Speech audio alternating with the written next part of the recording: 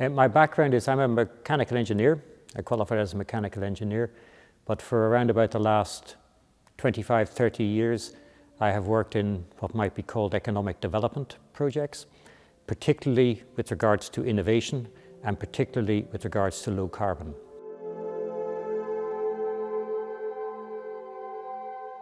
I work in the interface between government, business and the research sector. So I do quite a lot of project work with universities and research institutes, helping them transfer their knowledge and expertise into the business space. And at the same time, I work with governments to help them develop new policy. The project opportunity was published by UIA, Urban Innovative Actions, and I saw the call, the project call, and I looked at all of the projects, and then I saw your project. So of all of the projects, your project was the only one resourced that I made any application for. What was exciting about it was that you were doing new things, novel, innovative things, all in one project. And you were doing quite a few of them. And you were addressing problems and breaking new ground in a way that other projects will have to do in the future, but you were doing it now.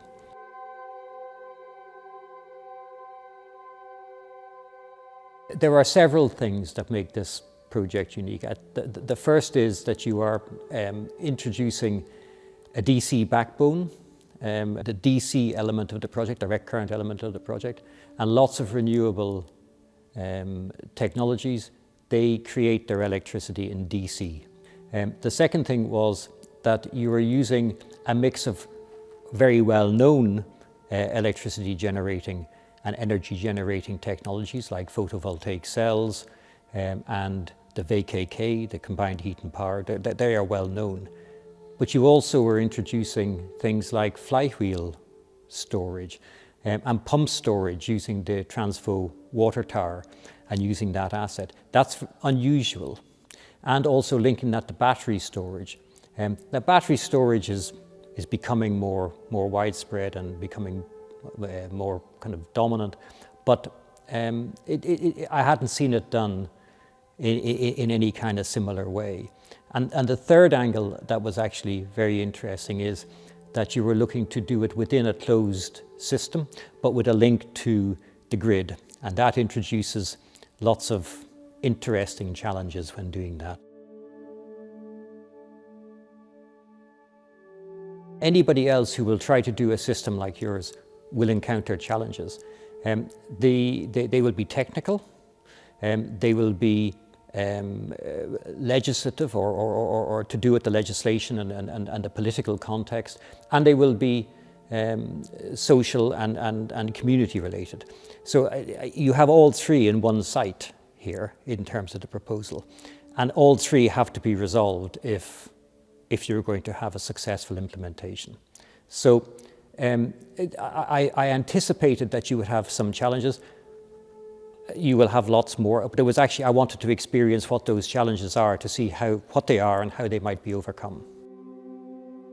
Some things have caught my attention in the first year. I think the first aspect, which is a positive one, is that the partnership works very well together. It's an interesting, broad partnership, but each of the partners has their own role to play, and they are all making a contribution in their specialist way to the overall success of the project. And when they come together, they work well together.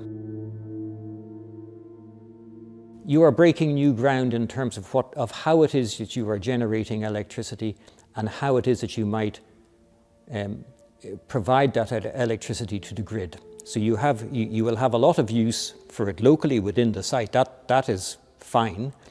But what happens when you have more electricity or more energy than you can use on the site? And that's when things often start to get tricky. And there has been a challenge with that. There's been an issue about how the site can be established and how it can operate and how it can, within the legislation, how it can both provide for the tenants and for the residents, both business and residential, on the site, but at the same time how it can also, within the legislation, provide electricity to the grid. And that is proving to be a little complicated so far. What is interesting about it is that the project group is identifying ways, novel ways potentially, for how that challenge can be overcome. The interesting thing is that through the resourced team, there is an opportunity for the project to work with DG Energy, and initial contacts have already been made in that regard. And actually, and I would see this as being a potential successful outcome, that it helps DG Energy to refine its legislation, refine the directive, refine the qualification or qualify the directive, so that future implementations of this kind are more straightforward.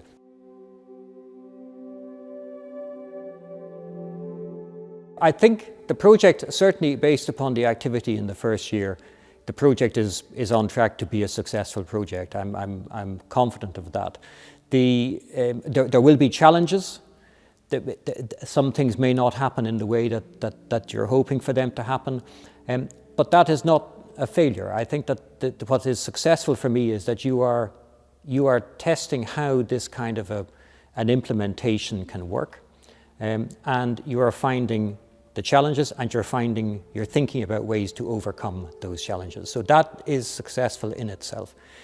In terms of success, I think that if the project implements all of the infrastructure development that it is proposing to do, that will be a successful outcome for the project. But I can see already, and I think I anticipated that this might be the case when I was first looking at the project. I anticipated that your implementation might actually be faster than the legislation that supports that implementation. When it catches up and then you are able to operate in a different way, your infrastructure will already be in place. So you will be the first organizations, or one of the first organizations, probably the first organization, to be able to take advantage of that change in legislation, and for the project to fully achieve what its original aims are. And the original aims were very ambitious, so it would be a very good outcome.